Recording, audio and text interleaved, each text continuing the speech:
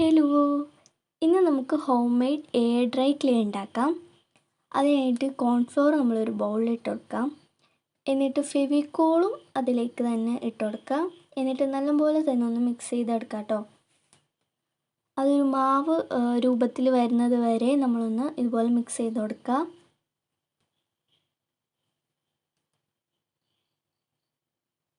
ഈ ഒരു ടെക്സ്ചറാണ് നമുക്കിതിലേക്ക് വേണ്ടത്.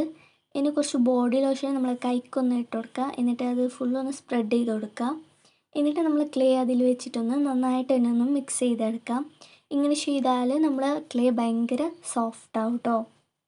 ഇപ്പോൾ നമ്മുടെ ക്ലേ ഇവിടെ റെഡി ആയിട്ടുണ്ട്. ഇനി നമുക്കിത് സ്റ്റോർ ചെയ്യുകയാണെങ്കിൽ എയർ ടൈറ്റ് ആയിട്ടുള്ള കണ്ടെയ്നറിലൊക്കെ നമുക്കൊന്ന് എടുത്ത് വെക്കാം കേട്ടോ. അപ്പോൾ വീഡിയോ ഇഷ്ടപ്പെട്ടാൽ ഒന്ന് ലൈക്ക് ചെയ്യുക, സബ്സ്ക്രൈബ് ചെയ്യുക. അപ്പോൾ എല്ലാവർക്കും ഒന്ന് ഷെയർ ചെയ്ത് കൊടുക്കുക. അപ്പോൾ ഇന്നത്തെ വീഡിയോ ഇത്രയേ ഉള്ളൂ. ബൈ.